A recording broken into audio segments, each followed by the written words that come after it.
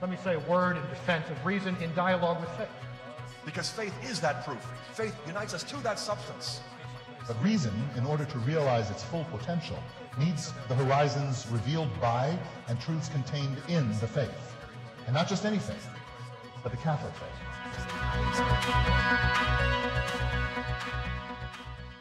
I was running late for the gate where my plane was taking off, and I got stopped by a guy. He said, are you Scott Hahn? I'm like, yeah.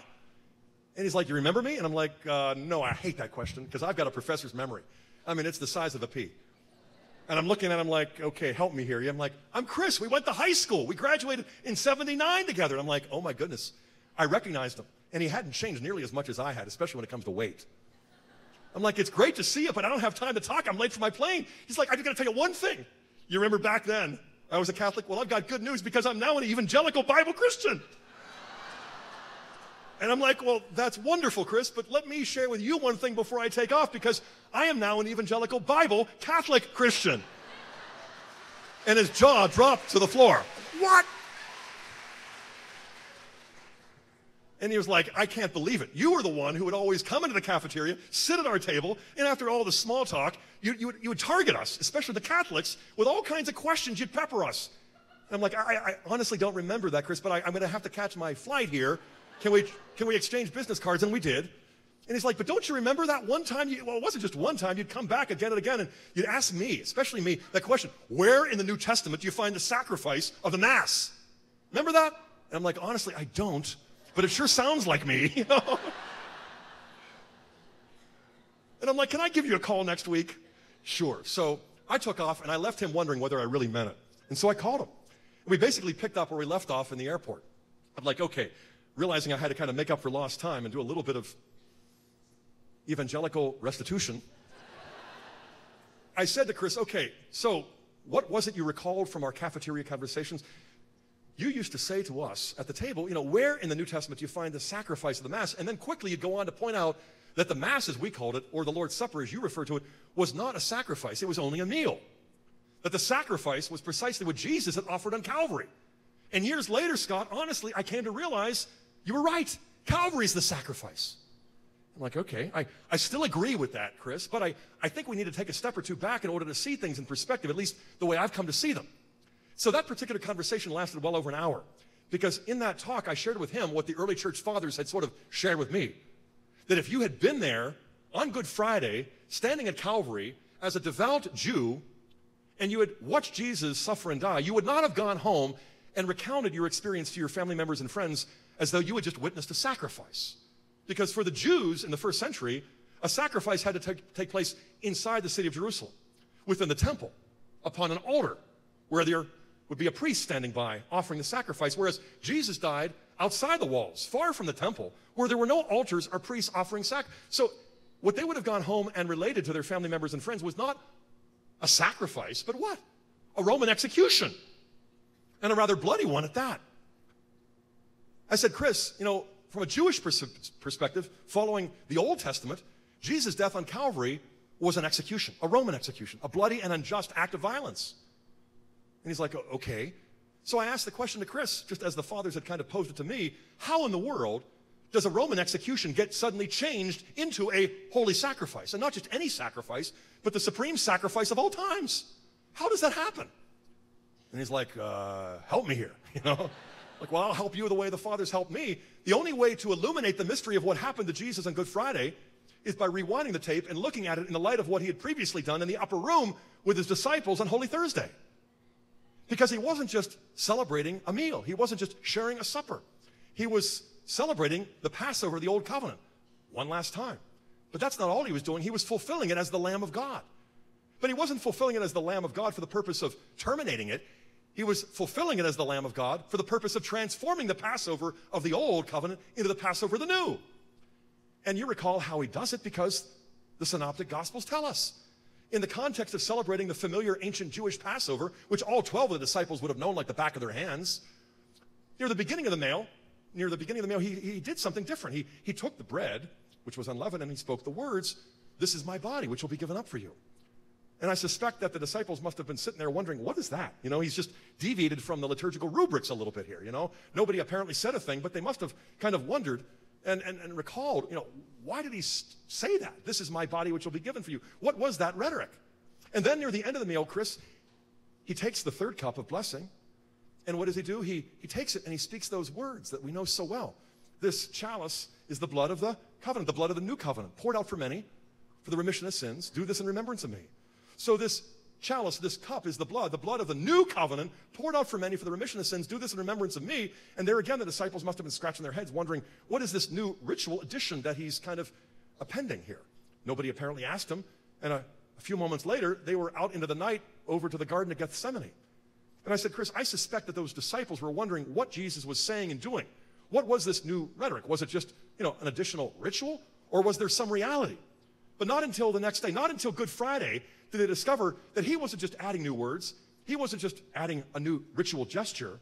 When he said, this is my body, which will be given up for you on Holy Thursday in the upper room, he proved that he said what he meant, and he meant what he said on Good Friday, because his body was given up for them.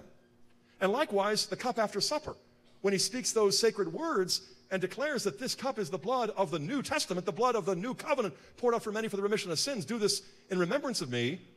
The very next day, he did what he said. He poured out his blood for the forgiveness of sins as a sacrifice. I said, the Passover is the key, because in the Old Covenant, the Passover was never merely a meal. It always started off as a sacrifice. Just ask the lamb. But the sacrifice of the unblemished male lamb was then culminating in the sacrificial communion, the meal known as the Passover. And if that was true of the Old Covenant, it isn't less true, but more of the New. Because Jesus comes as the lamb, not just to feed us, but to die for us. But to do so in the context of the Old Covenant Passover, which he's celebrating one last time by fulfilling it, but he fulfills it by transforming the old into the new. As the lamb who must die as the sacrifice.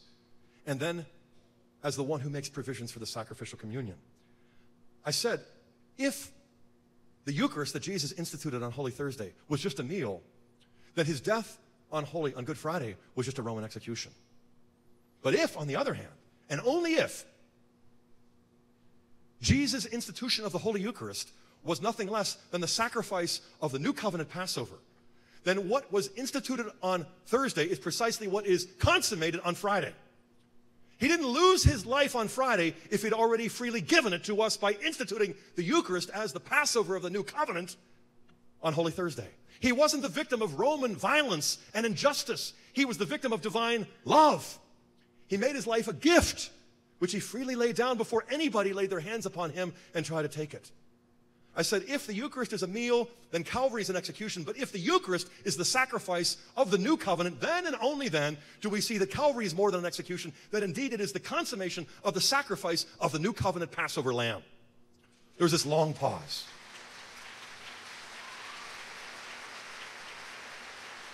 And he said to me, I never saw it that way. And I had to admit, neither did I, until I read Melito of Sardis, his homily, Peri Pascha. In the Greek, I had to translate it into English. And there I discovered what was a commonplace, what it seems like all the Christians believed in the 1st, 2nd, 3rd, and 4th centuries, as Paul himself declares to the Corinthians in 1 Corinthians 5, verse 7. Christ, our Passover lamb, has been sacrificed. Therefore, what? Let us simply believe. That's all we need to be doing, and then we're saved. And one said, no, he said, therefore, let us keep the feast. And what feast is he talking about? The New Covenant feast of the Eucharist, the feast of the unleavened bread, which he goes on in the subsequent chapters of 1 Corinthians 10 and 11 to explain more fully than he does in all of the other epistles put together. And so it is that we agree with our non-Catholic Christian brothers and sisters who describe Calvary as the sacrifice. We would just hasten to clarify the fact that Calvary would only be an execution unless the Holy Eucharist is nothing less than the sacrifice of the New Covenant Passover. And so when we, as Catholics, go about the new evangelization, they've got good news to share, and we don't begrudge them because they share so generously. They take on risks. They take the good news as they understand it, and they share it freely and fully with excitement. And so we should too, only more fully and more excitedly, because the good news they share just gets better when you discover the fullness of the faith in the family of God that we call the Catholic Church. Because it's not just a personal relationship. It's not just cohabiting with another person that you sincerely love. It's a covenant relationship that calls for interpersonal communion, but it has to pass from the personal relationship to a committed relationship, to a covenantal bond. And so for us, it takes a little bit longer. And why? Because we're Catholics and we just kind of drag things out. No, because that's what human nature calls for. Falling in love is not over and done in a day. Falling in love is over and done in a lifetime. But it needs to go through stages of growth and development. Whether we call it courtship, engagement, and marriage, or whatever we call it, whatever culture we live in, we recognize that the crisis in the church today is very similar to the crisis in the culture. We don't understand the inner logic of love. When it comes to the interpersonal bond between a male and a female, when it comes to the deeper interpersonal bond between God and humanity, it isn't just my decision. It isn't just my experience. Those are necessary steps, but they are baby steps. They're like the first steps, as I said, the prodigal son took from a far country long before he ever got home to the merciful father who had been waiting for him. And that feast that he celebrated for the prodigal son is the Eucharistic banquet, the marriage supper of the Lamb that the prodigal sons and daughters of God get to share when Catholics proclaim the gospel in its integrity, with all of its truth, with all of its power, indeed, with all of its beauty. And I would also go on to say that the Eucharist that Jesus instituted on Holy Thursday is not only what illuminates the mystery of his suffering on Good Friday, it's also what really clarifies the importance of his resurrection on Easter Sunday. Because if the Eucharist is what transformed Jesus' suffering from being an execution into a true and holy sacrifice, then the resurrection is what transformed that sacrifice into a sacrament that we can now do in remembrance of him. Because the resurrection of the Lord's body is precisely what makes that body not only come back alive. The resurrection is more than the resuscitation of his corpse. It's more than the vindication of his innocence. The resurrection is the glorification of his sacred humanity. His sacred humanity, now resurrected, is both deified and deifying. And the resurrection is what makes it communicable to us. It's what makes that glorified body, dare I say, edible by us. Which is why when you study the synoptic traditions in John, you discover that each and every time you read about a resurrection appearance, it just so happens that what day of the week does it always fall upon? Sunday. Why? Well, because that's the day he was resurrected. But that's also the day that these two disciples said, our hearts were burning within us when he opened up the scriptures, but our eyes were only opened when? In the breaking of the bread, the Eucharistic celebration. And so week after week, back then in the first century, Sunday after Sunday in the 21st century, it is the resurrected Lord of Lords and King of Kings who comes to us. It isn't the bleeding, battered body of Jesus hanging on the cross, though it is one and the same sacrifice that he offered on Calvary. But the sacrifice that he now offers as the high priest in heaven, as St. John describes it in the visions that we find in the book of Revelation, that I tried my best to explain in the Lamb's Supper, as I experienced it in my very first Mass, where he is the Lamb of God, 28 times in 22 chapters, where he is the high priest of the heavenly temple, where he is the one offering, and yet he is also the Lamb who is offered. And in the Mass, then, God's will is done on earth as it is in heaven more perfectly than anything else we do. The Eucharist is the resurrected Lord. And if we are the ones who are alive at the end of time when he comes again and reveals his glory, we may be in for a surprise because we're going to discover that he won't have any more glory at the end than he already has now. Not only up in heaven, but in his Eucharistic presence. He is the Lord of Lords and the King of Kings. He comes to us under the appearance of bread and wine, but he comes to us as the resurrected, ascended, enthroned, glorified, deified, and deifying Jesus. And that is why God, the Father, is not content with leaving his prodigal son in a far country, simply making an act of contrition. That is just the beginning of a long journey. And when we come back home, and that's what fallen away Catholics are doing now by the thousands and the tens of thousands, they discover the mercy of a Father who loves them more than they ever imagined. But they also discover that the banquet that the Father is throwing is more than they ever expected. It is not a reward for our righteousness, it is a remedy for our sin and weakness and our failures. We are not worthy, but we sure are needy. And so we're not only going out to re-evangelize the de-Christianized, we are going out being re-evangelized ourselves. We are coming here and being re-evangelized ourselves. Week after week after week, I was talking to Chris, and he would keep bringing up, okay, so get me back to that question and its answer. Where in the New Testament do you find the sacrifice of the Mass? On another occasion, in a different conversation, I pointed out to him what Jesus said and did. There in the upper room when he instituted the Eucharist, He takes this chalice and he says, what? This is the cup of my blood, the blood of the New Testament, the blood of the New Covenant, poured out for many for the remission of sins. Do this in remembrance of me, or words to that effect. I said, notice, Chris, what he said. This is the cup of my blood, the blood of the kaine diatheke. We can translate that New Covenant. We can just as easily translate that New Testament. This is the blood of the New Testament, poured out for many for the remission of sins. Drink this. Do this in remembrance of me. Notice, I said, Chris, he said, he didn't say, this is the cup of my blood, the blood of the New Testament. Write this in remembrance of me. He didn't say, read this in remembrance of me. He said, do this. Do what? The New Testament. And what's the New Testament? The New Testament is the Eucharist, according to the New Testament. Luke 22:20, 1 Corinthians chapter 11 as well. He didn't say, write this in remembrance of me. And in fact, over half of the 12 in the upper room never ended up contributing a single book to the collection of 27 that we now call the New Testament.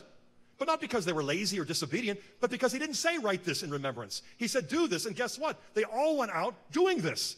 They were proclaiming the gospel. They were instructing the repentant. They were then baptizing.